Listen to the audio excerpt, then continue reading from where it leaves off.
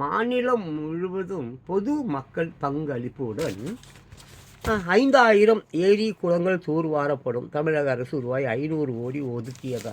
ஏன் கேட்டுங்க. வருமானத்துக்கு வழி பண்ணிக்கினாங்க. ஏங்க நான் நேற்று கூட வீடியோ லாக் பண்ணுறதுக்கு போனேன்.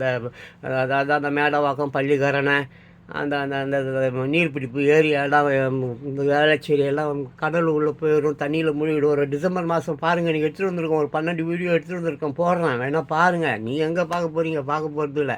இப்போ எப்படி இருக்குது, டிசம்பர் மாதம் எப்படி இருக்குதுன்னு கொஞ்சம் பாருங்கள். இந்த பாருங்கள், ஒரு சில ஏரிங்களில் காஞ்சி போய் கிடக்கு, அங்கே தூர் வர மாட்டாங்க. தூர் வாரப்பட வேண்டாத ஃபுல்லாக தண்ணி இருக்குதுல்ல, அங்கே போய் நீச்சல் அடிச்சுட்டு மீனை பிடிச்சி தின்ட்டு 500 கோடியையும் ஆட்டை போட்டு போயிடுவாங்க.